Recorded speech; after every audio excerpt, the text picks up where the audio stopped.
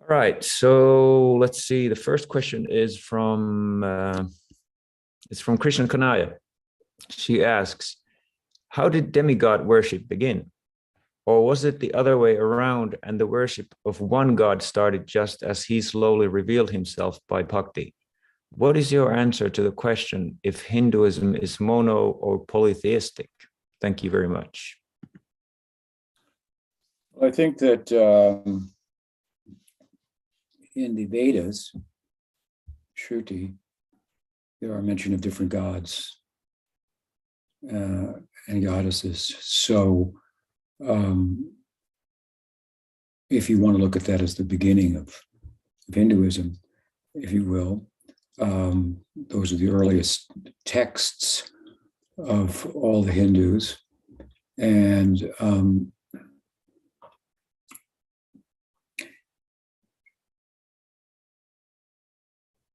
as the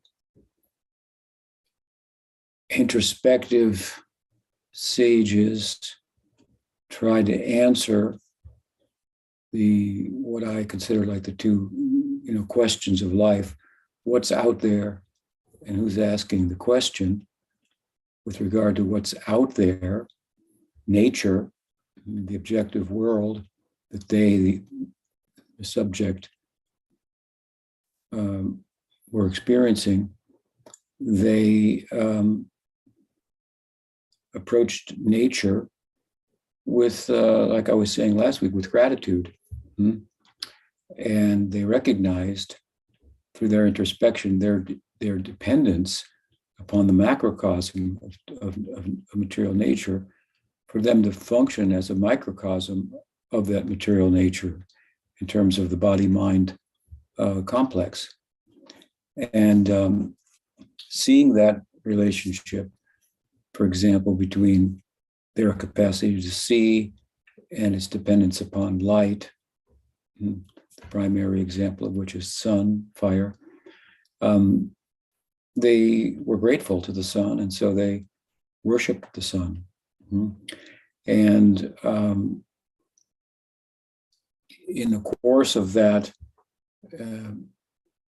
introspection, if you will, and turning inward towards the subject who's asking the question, what's out there? So what is the nature of that subject? And again, what is the nature of the world that's out there?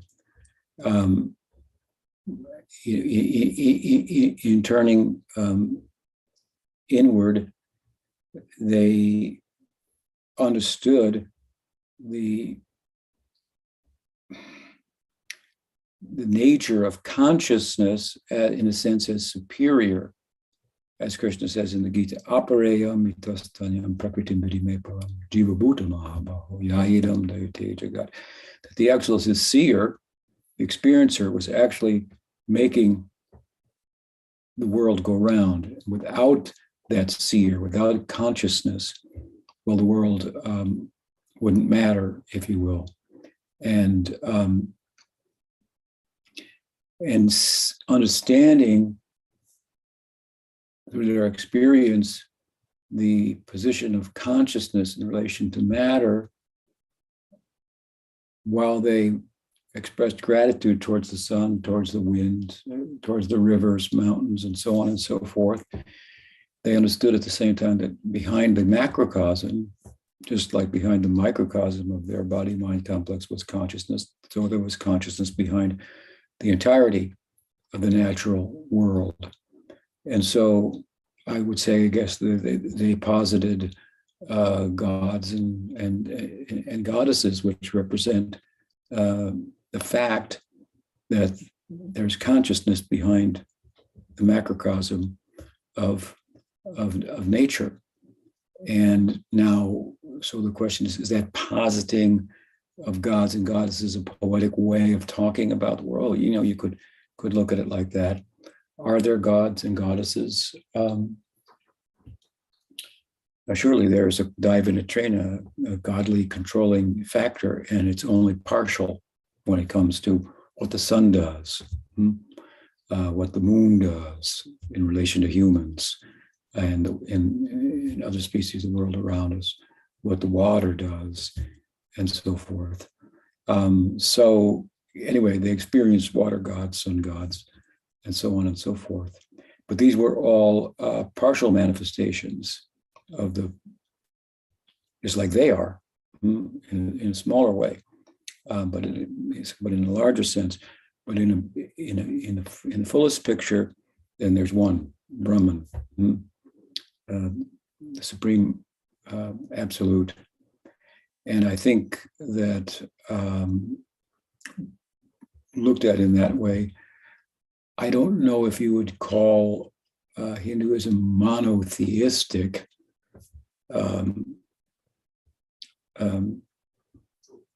But there's no competing God with the Godhead, if you will, but just different faces of the Godhead.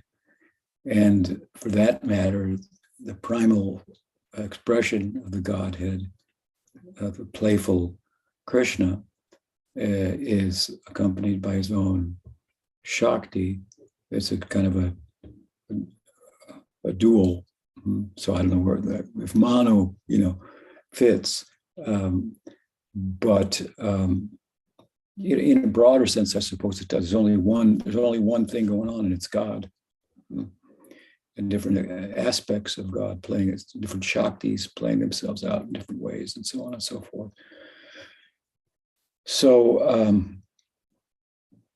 when you compare that to Western Abrahamic monotheism, the latter, kind of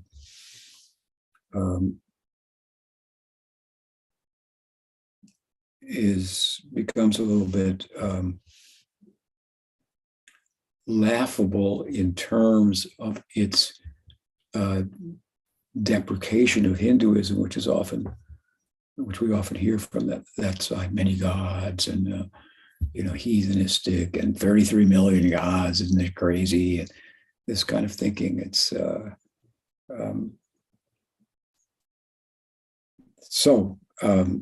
I hope that answers your question. Guru Maharaj, a lot of times you say that Gaudiya Vaishnavism is panentheistic. Can you explain that term? Like, what is that exactly? Well, it's a panentheism, and theism. Pantheism is that the world is God. Everything is God. Pantheism. Pan means everything. So pantheism. You have theism, you have pantheism. These are two ends of the spectrum. In pantheism, the world becomes sacred. But there is a loss of a personality of Godhead. In theism, the world becomes profane. And there's this separation. So, you get the devil, for example. The world is bad, it's taking you away. But you get the person. Now, of course, in classical Western theism, the person is a little vague, but there's this big emphasis on the person. Now, in panentheism, you get both. So panentheism, the little word "n" is big. In panentheism, you add "n" to pan and theism, and you get panentheism. So in panentheism, the world is God, and God is the world and is independent of the world at the same time. So this is very clearly the idea in, for example, as early as the Gita we find. Krishna says in the 9th chapter, just see everything's in me, but I'm not in everything at the same time. Or we see, examples of this in the Leela, Damodar Leela, Krishna's, the whole world's inside of him. You could take all the rope and all the world and you couldn't bind his belly, or you look inside of his mouth and there's the world, but you sort of sees, right? Well, at the same time, he's separate from it independently, or apparently sitting on her lap. So panentheism. And now there are different forms of panentheism in the world today. It's become a little popular. In in the Christian world, different forms of it, but we have our form of it. So you don't lose the personality of Godhead. In fact, it becomes more clear within Gaudiya Vaishnavism, panentheism, in terms of its attributes, qualities, form, and so on and so forth. And the world does not become profane, it becomes sacred. And so everything becomes worshipable as the Shakti of Bhagavan. And, that's the end, if you will, of your environmental crisis, if you look at the world like that. So, does that help? Yeah, totally. Hare Krishna. So panentheism is basically Achintya Bheda Veda Tattva then. Oh, can you hear me? Well, yeah, that's another way of, that's an aspect of it, right? Exactly. Panentheism, yeah. Thank you for the question. Thank you, and also for your answer last week. Thank you. Okay, the next question is from Gunjan Sharma. She says, Dandavat Pranam Maharaj, thank you so much for your kind mercy. As Nitai Pada Kamala song says, Se sambandha nahi jar britha janma gelotar, se pashu boro durachar. What is the fastest and most effective way to receive Lord Nityananda's mercy?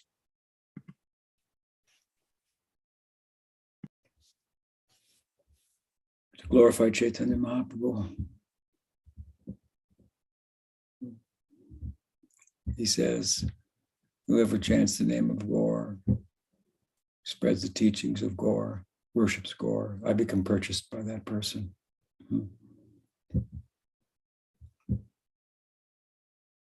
That's one answer.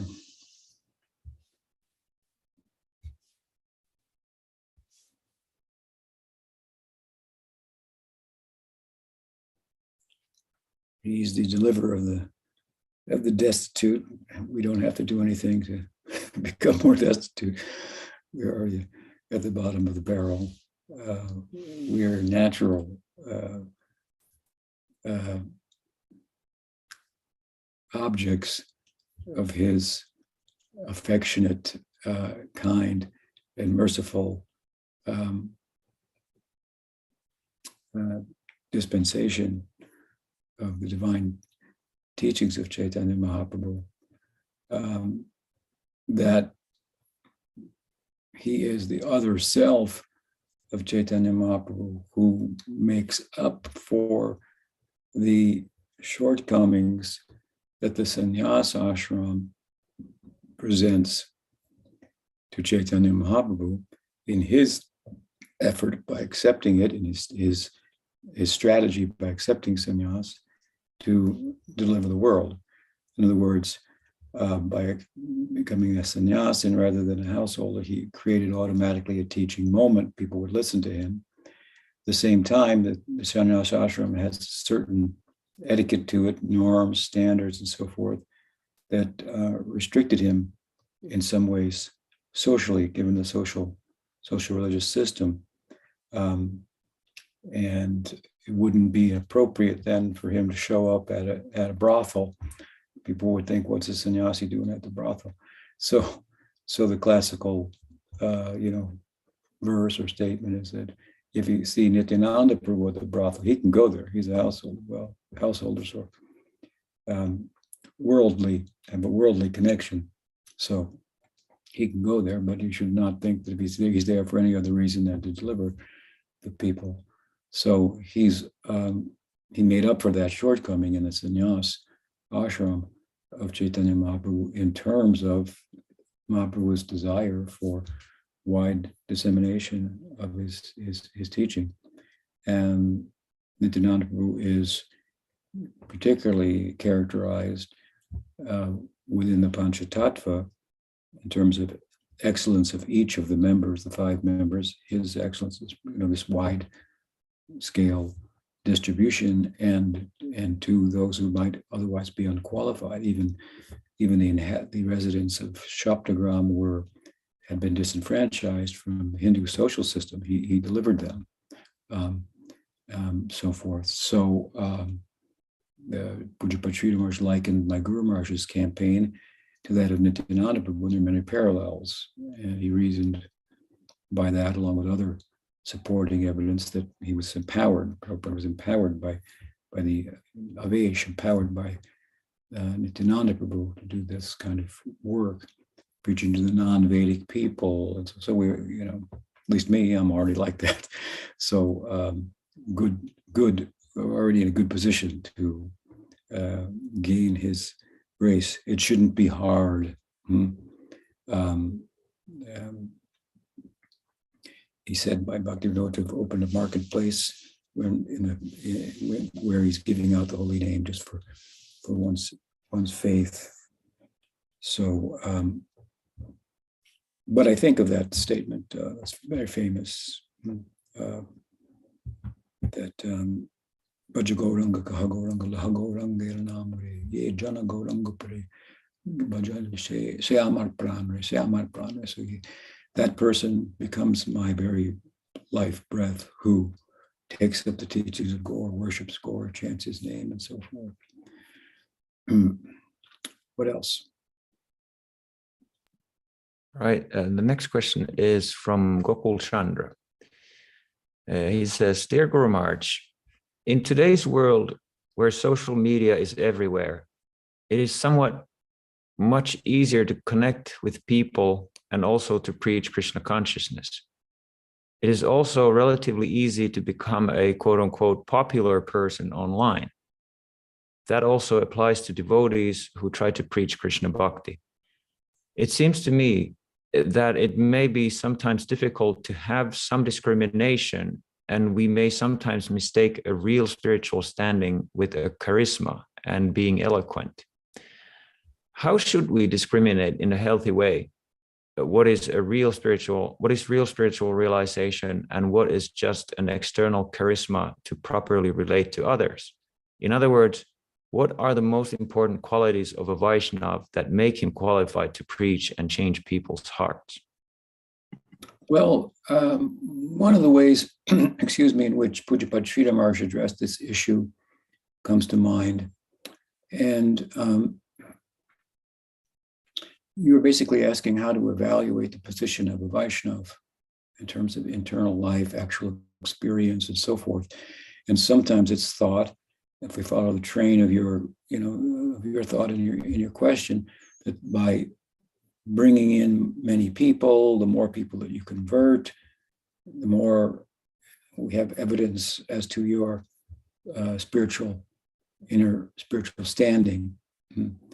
And so that's kind of one calculation. But Pujapad Sridhar Maharaj, bringing that up, addressed the fact that that could be imitated. And we see that.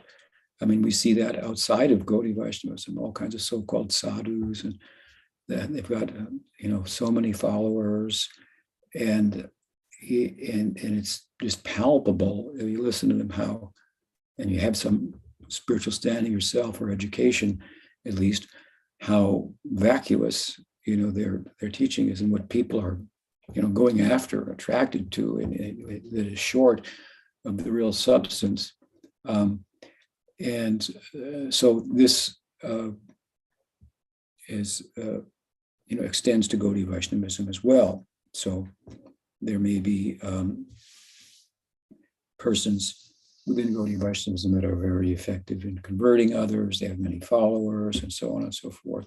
And so Pujapad Sridhar Maharaj, he told us this is one way to evaluate the standing of a Vaishnava, but in that there can be some cheating. So you can deceive people, you can deceive yourself, right? You're online and media, social media to preach, but you're really just looking for some adoration, some recognition.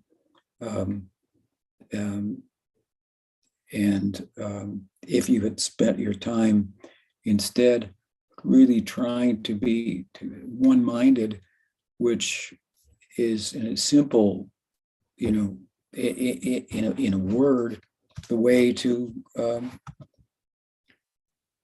realize the whole picture. You want to know everything, everybody. You can know everything and everybody, and everyone will know you too in time. perhaps after you pass. But if you focus on just one thing, this, if you're Buddhist, focus on that. If you're waiting on that, I mean, I'm not advocating those, but if you're a Gaudiya Vaishnava, the idea is to become one-minded. And the more you become one-minded, the more you're going to get out of your practice. And when you get out of that practice, it's going to be so far exceed anything that you can get from other people who are adoring you, appreciating you, liking your qualities, all of which are God-given anyway. So it's really, really, that's one thing about me. I was one-minded, from the very beginning of my practice. It was easy for me to do that in ISKCON. Outside of ISKCON, starting my own mission and so forth, it's sometimes a little harder to be as one-minded. But I am. I may bend, but I'll never break. But to be, one-minded in one's practice. I mean, I'm stating this as it comes to my mind for the benefit of all of you. So many distractions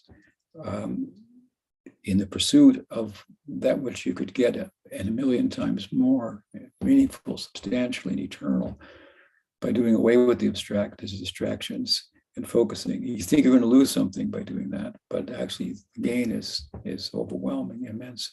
So anyway, to your question, Pujapad Sridhar said, in that there can be some cheating, in preaching and collecting people and so forth. So he gave a different criterion, and that was how to evaluate the standing of a Vaishnava. So how does the Vaishnava relate to not the public and lesser qualified devotees, but how is he seen and how does he see himself in relation to senior devotees? That's a criterion in which then there's much less capacity of any to cheat. So if I can please my guru parampara, if this is my concern above and beyond anything prestige of myself, even if it makes me look one way or another that might seem undesirable, just do it, follow my guru. Yeah.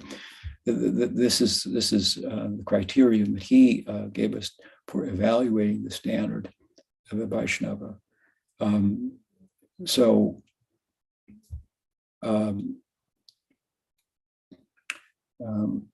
For myself, I'm fortunate, I was very dedicated to Prabhupada, and in Prabhupada's absence, based on his lead, his opening, cracking the door to the darshan of Pujapad Sridhar Maharaj, I went through the door and had his association, his blessing. I had, when he departed, I also came in touch with Pramod Puri Goswami Maharaj and got his blessing and so forth. So that I don't really like to, I'm not trying to glorify myself, but it is a good example of what we're talking about. My concern was with senior Vaishnavas having their blessing, their guidance, and so forth. Now, I do a lot of things that seem independent.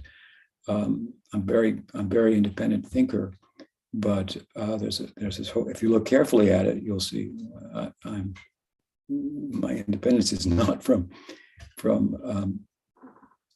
senior Vaishnavas and seeking their blessings. So that's anyway a way in which Pujapad Sridhar Maharaj addressed this question. Otherwise, it's a little without personal experience of someone and without deep experience spiritually yourself, it may be hard to tell. If you're a little deeper, a little more introspective, then you may be able to see things just in the way people talk, what they say, and understand, see through it. The average person, the average devotee, probably we can't do that. But the other side, if you spend a lot of time with someone like that, then it may become more apparent. But obviously, if they're able to become popular in and they themselves don't have real standing in what they talk about, then their group is going to be mostly persons that they've deceived and assisted them in deceiving themselves. So it's a real tangle.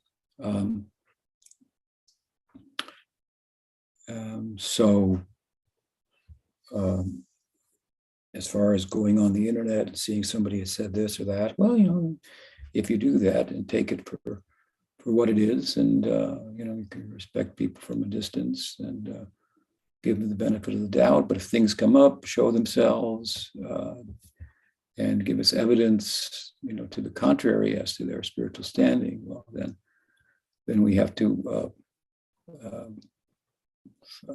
proceed on the basis of that evidence. Hope that helps. Thank you very much. One thing that came to my mind about, Gokul Chandra was kind of speaking about one end, there's the people with pratishtha and charisma, and then the other end is the pure devotee. But isn't it like there's a huge scale, like it's always mixed? And that makes it harder to like figure out where people are at, because nobody's like one thing or another. Well, somebody's pure, that's true, but most people are not. Most preachers are bogus too. But yeah, still, of course, obviously, like I say, it's not easy. But this is a general criterion that may be useful. I mean, someone could say, I follow Prabhupada. I'm completely, I only do what Prabhupada wants. And it's like 40 years later since Prabhupada left, and they're saying, so they look like they're really, really, got that side of it. They only want to do what Prabhupada wants.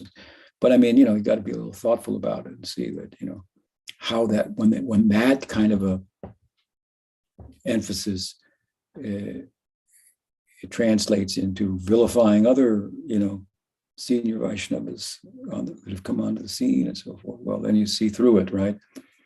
So, yeah, I mean, you're lucky if you find a real sadhu, and you don't need, you don't need more than that. So that's another answer to the question. Listen to that one, right? If there's two, well, that much better off. I had the experience. There are more than one, good persons to listen to. Anyway, I'm rambling a bit, but yeah, it's good. It's difficult, but thank you for the question. Bamsatari has a follow-up. He says, what if those who are supposed to be senior but don't even don't have compassion and humility in their hearts?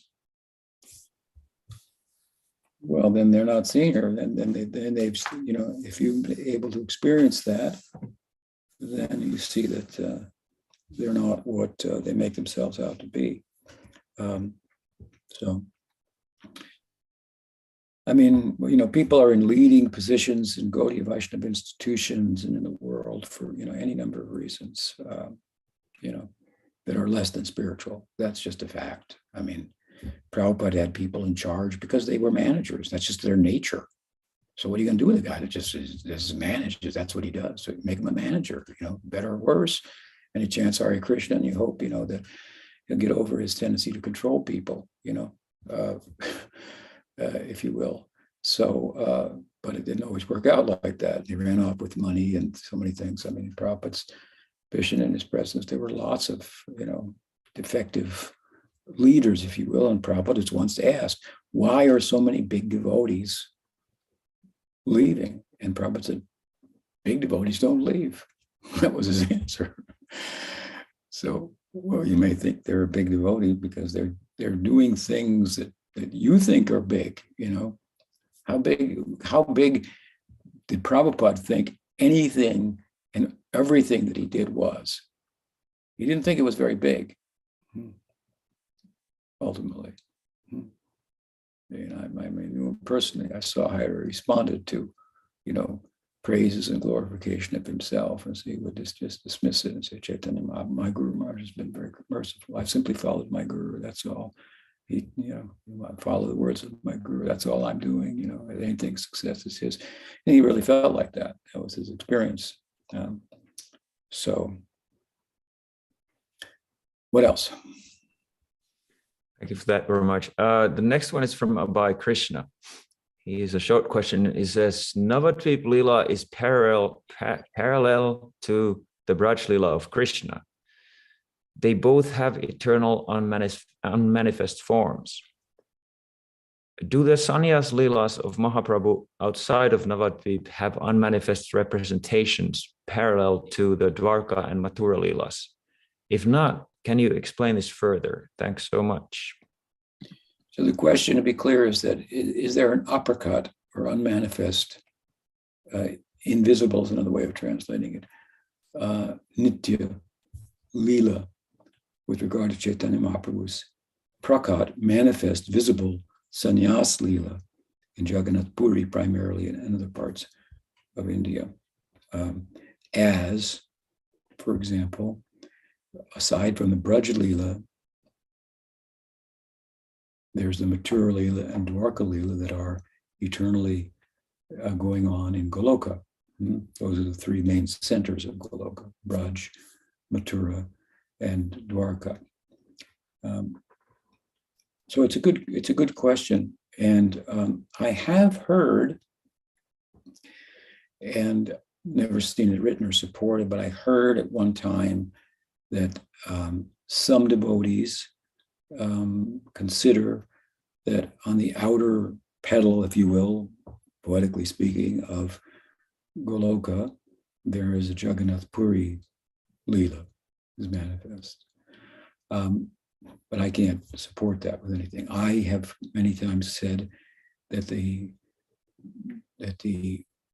Jagannatha Puri experience of Chaitanya Mahaprabhu, Jagannatha Puri, is one moment in the Dwarka Leela. That's the moment in the Dwarka Leela where Krishna is looking back at Vrindavan and entering into a trance, and Balaram sees him, the same thing happens to him, and so forth. Subhadra as well.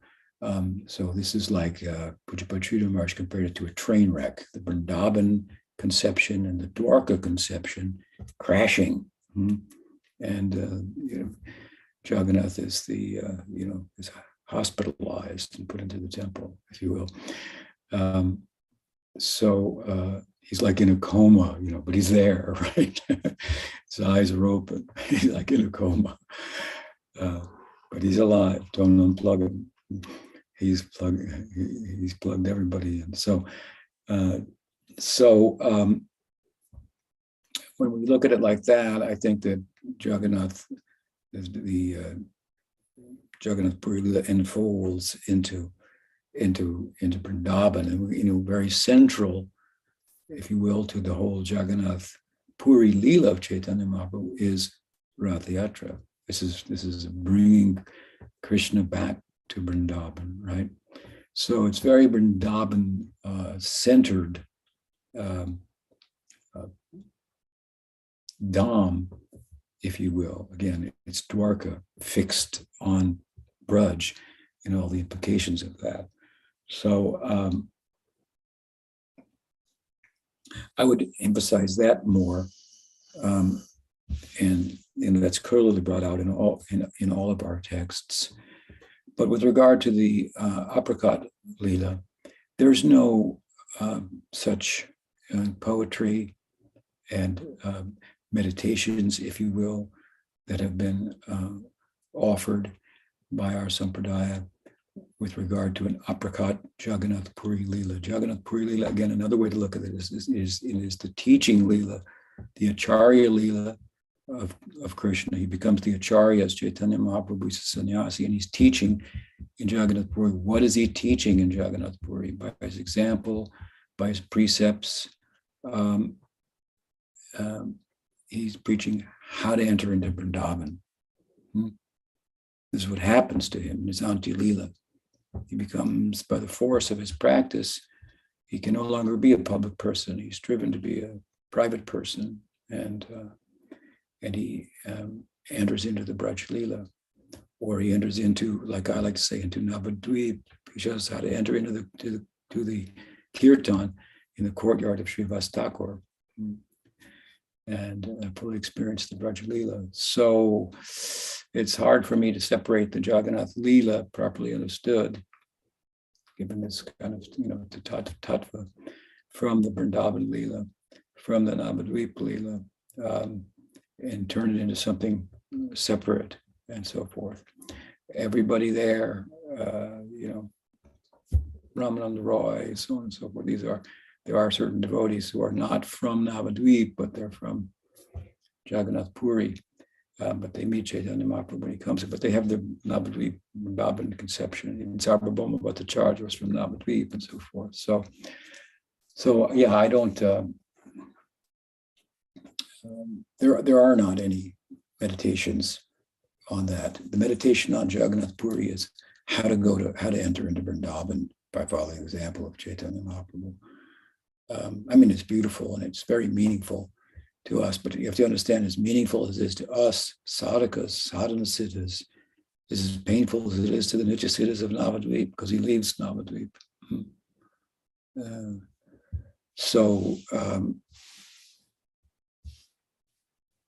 It's a little different. There's a little difference there, a little wrinkle there in the parallel between the two leelas, as you've stated in your question. Whereas, comparatively, as you've stated in your question, the mature leela is going on, Dwarka leela is going on in Goloka. So, what else? Kishore has a question from Madhuban.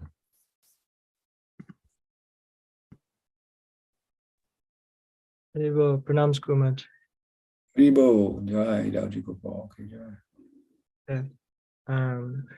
Some Swami calls ago, you mentioned in passing that one could possibly look at, one could see the first siddhi as the ability to see the synchronicity of everything. You kind of mentioned it in passing, and I found it interesting. I wonder if you'd be willing to say more and what you mean by seeing the synchronicity of everything in a devotional context. Well, it's about seeing that there's a plan and you're part of it. Instead of you're making the plan, there's a plan and you're part of it.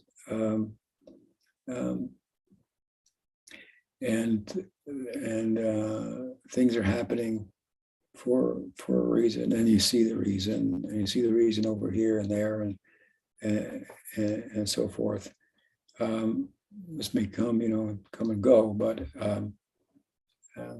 that's I don't know if synchronicity is the best word, but it's as I said, seeing that there's a plan and you're part of it. And everything is happening because it's supposed to happen.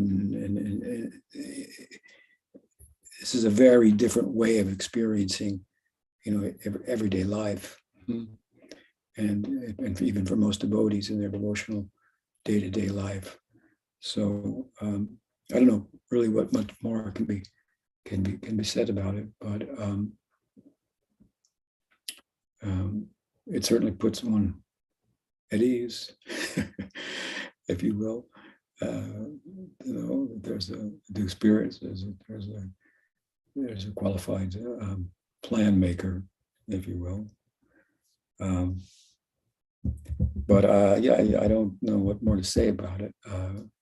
Really, it's not listed as one of the cities, but I've talked about it like that. I didn't mention that once. You want to make another comment?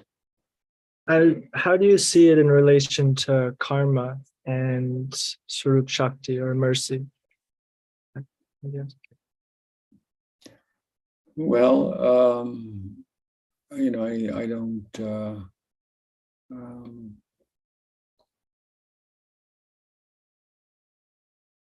I don't think that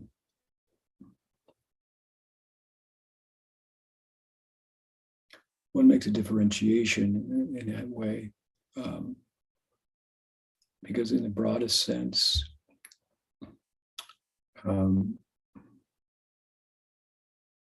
karma is something that's supposed to happen. There's a reason for it. Although the jiva has done something that warrants a particular reaction from nature, can't always understand it. So to see it, reaction, it's something that's sanctioned by Bhagwan, right? He sanctions that nature to respond in the way that she does without having a personal hand in it, as he does in the case of svarupa-sakti. But in each case, he's not separate from it. He's not, it's not independent of him. So it's all, you can say, part of his plan, or it's all working as it's supposed to happen. It makes sense. It's hard for us to make sense out of life, but from that vantage point, it all makes sense. And then you have stories like that with regard to a lot of the Buddhism has some nice stories like that. The story of the two pots. It comes to my mind. I don't know, but if it fully addresses it. But so the monk had two pots, and he would go fill the pots up with water every day to bring them to water the Guru's garden. But it turned out that one pot had a crack in it, and so day after day, by the time he reached the garden, the pot with the crack in it had practically no water in it, so it couldn't do the pot couldn't do the service to the Guru's garden. So after a while, the pot started to lament its position. I'm cracked. I'm a cracked pot. I'm a cracked pot. You see. So many of us may feel that way about ourselves, right? But then the monk who was carrying the pot said, "No, what are you talking about? Look." And all along the path, there were flowers sprouting, because all along the path that the monk walked, the one pot with the crack was dribbling water along the path. So the path was being lined with flowers, making it, that much more, the ashram that much more beautiful.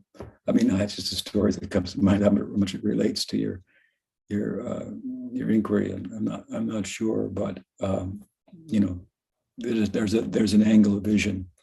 It all makes sense. You're cracked, and you're not bad. It's all good, right? The thing is, they say to find the silver lining. To be connected with the silver lining of everything, if you will. Whether it's karma, or whether it's Krishna intervening, in the context of bhakti, it doesn't really matter. He's behind it in either case. Does that help? Okay, for all you cracked pots out there, you're okay. All right, what else? Well, this crackpot thing really fired up my imagination. So, like in practical terms, okay, there's a crackpot devotee, and say like they can't focus on anything in terms of devotional service. Like, how is that actually conducive in some magical way? We have to look at the situation and see. It may be an illusory yogamaya vision, right?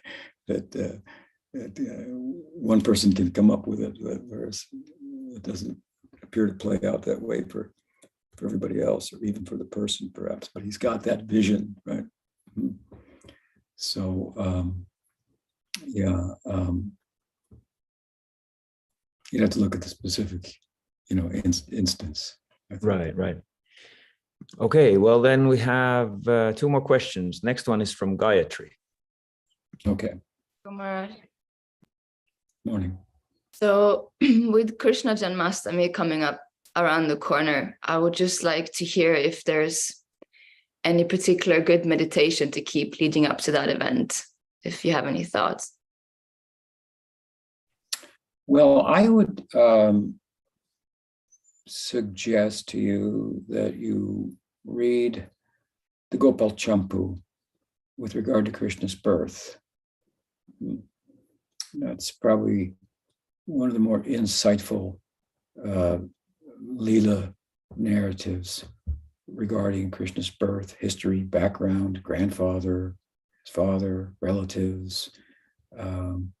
and so on and so forth. And it's fairly well played out. It's fairly extensive, so you read a little each day, and get to the end at the right day, something like that. That would be a very nice meditation. Jiva Goswami's final, not final, but close to final, but his magnum opus, his greatest contribution, I would say. And it's interesting.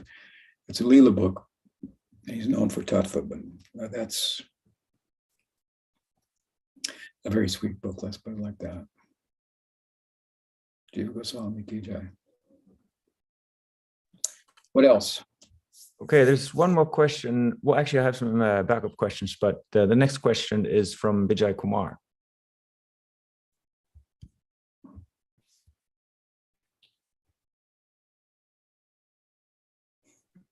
Vijay Kumar. Okay, so it's the backup questions. We have a couple more from Gunjan Sharma. Let's take this one. Dandavats Pranam Maharaj, thank you so much for your kind mercy. What is more important to keep on looking for a guru who will take us closer to Krishna, or to wait for the mercy of the guru to arrive in our life of his or her own sweet will? Or in other words, the importance of action versus intention.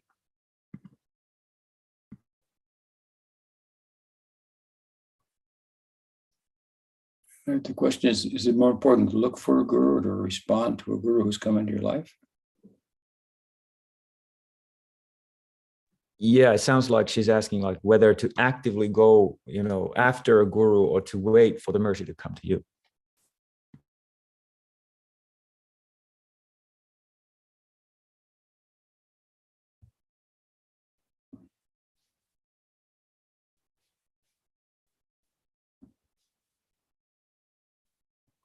Well, for myself, it was very clear to me that I needed a guru. I wanted a guru. And so that became my focus, and I pursued that. And I think we all, search to one extent or another, and for different motives, for that matter. There are higher motives that drives people's search for meaning, purpose, and so forth, and there are lesser motives. But in terms of making a comprehensive solution to the world, which is the problem, rather than a solution to a problem of the world or another problem of the world that I'm troubled by, seeing the world itself as the problem, which is a conception, of course, when I say the world, and wanting to make a comprehensive solution of that, well, then there's a certain type of guide that's required. This is the guru. And I think we should look for such a guru.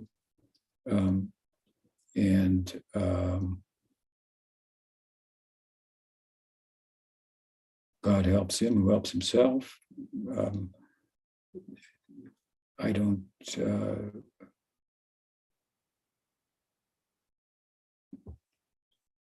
I guess the other side of your question is I need a guru. I'll wait for one to come into my life.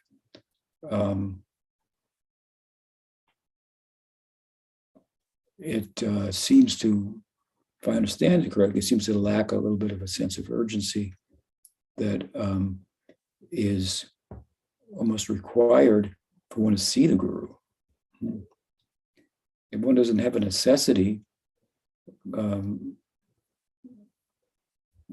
supply. It's supply and demand. So there's no demand, there's no supply. If you don't have a necessity, then how will you recognize the solution? You don't think you need one. You may think you need one, but you're not driven by that, and you don't have a sense of urgency. I think the sense of urgency and necessity. There's a famous statement in the Upanishads, Tad Vigyam Hartam Saguru Mevabhikachet. I think that's the statement. Yeah. Anyway, one must have a guru. So I always looked at it not as a law, one must have a guru, but I must have a guru. And this must be my guru because this person is compelling me in such a way. The siksha, typically the guru gives siksha, and by the siksha we're captured. And having been captured by the siksha of the guru, we capture the guru. By way of saying, I'm captured by your siksha. You must give me shelter. You must give me diksha. So, he's created a problem. Now he has to deal with it. And that problem is you. So he has to give diksha. So I think, in either case, however you want to frame it, there needs to be a sense of urgency, necessity, and this is at the heart of our search for a solution. And as much as that's there, then we can recognize. Otherwise, people don't have a necessity. They don't recognize a guru. They don't even recognize Krishna. Right? Probably just to say a few people, understood who Krishna was amongst, so many, even at the time of his appearance.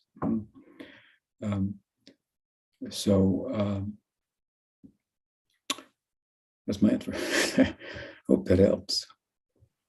Thank you. So Vijay came back. So Vijay, are you there? Yes, I am. Thank you so much for allowing me to ask my question. I belong to the health club, Gurudev, and I was approached by a Sikh. He says, I'm from Calcutta. And he says, I see you have the Gayatri thread, or you have the thread. And I said, oh, yeah. He says, oh, do you know what it means? I saw you put it over your ear when you went to the privy. Because I had to use the restroom. And I said, yeah, you have to put it over your ear to keep it sacred so that you don't soil it. And he says, do you know what it means to do that? And I said, well, I just know that that's why you do that. And he says, well, you should know. And I live in Calcutta. I've been here in America 42 years, but he was a real nice engineer worked for the state for 42 years, but I didn't know the answer. So maybe you could help us out when we get confronted. You gave him an answer, right? Yeah, I told him, yeah, you drape it around your right ear So he wasn't satisfied with your answer? No, he was not. He was a Sikh, so I don't know. Maybe some ritualistic thing or something. I don't know. Well, I thought that was the answer, but then he moved on and said, "Well, do you know why?" I was dumbfounded. Well, there are any number of answers, but one of them, and this is one of them is the answer that you gave. Another is it's thought. There's a nerve, and by putting it here, it has something to do with for males helping to retain semen. But these things are, I've never seen this in scripture, so people can come up with things in oral tradition and so forth.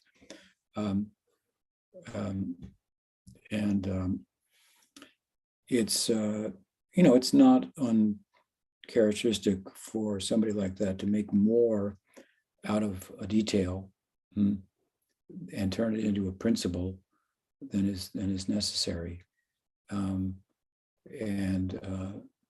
That's the way I would look at that kind of inquiry. I'll give you another example of what I'm talking about. One time, some of my godbrothers were invited with Prabhupada by a well-to-do Hindu gentleman, and a Vaishnava for lunch. They went to lunch, and so they were serving out the lunch, and after the lunch was served, the host became joyful, and he said, I was not sure if the disciples of Swamiji, who were Westerners, were really Vaishnavas. But then I saw they ate with the right hand, and I knew, they are Vaishnavas. So, so Hindus, Sikhs, whatever. There's a tradition, it's culture, it's beautiful, and there are all kinds of subtle reasons and superstitious reasons in cases, and so on and so forth, that they may have in their pocket and so forth, and we may disappoint them. In that Yeah, I'm sure I'm going to run into him again, so that's why I asked. And I thought I had the right answer, but then he well, there must be more. It's like, oh, okay.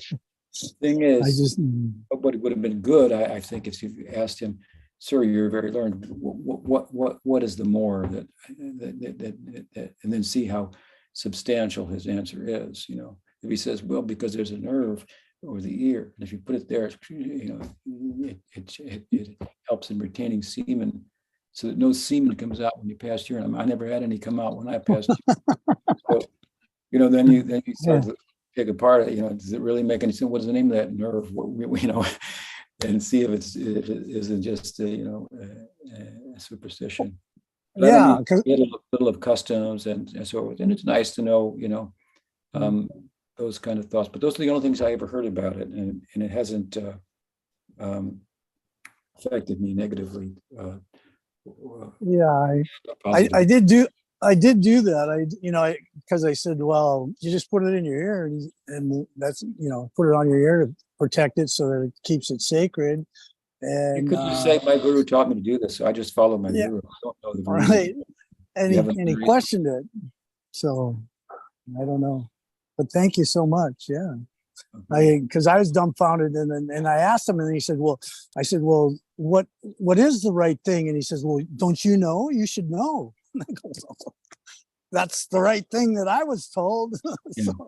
And I didn't have a response, so I just walked away. Yeah, I appreciate the question. And it's funny. He was a Sikh. Yes, they consider themselves as Kshatriyas. Yeah, and I said, "Don't you guys chant Hare Krishna, don't you?" He goes, "Yeah." Oh, okay. I loved it. So I'm running into him again, I'm sure. Okay, give him my regards. Dandavats. Okay, well, I guess that's about it, huh? Yeah. Questions? Okay, nice to be with you all, and happy Janmashtami coming, and I'll see you next week then. Haribol. Haribol. Hari. And so next Thursday, Parmananda will be talking a little bit about Krishna's birth on Thursday. And he's a very nice, learned devotee from Minneapolis. And I hope you can all tune in. And it's going to be the same time, 8:30. Not Eastern time, PST, whatever that is. And let's meet up next Sunday again. Haribo.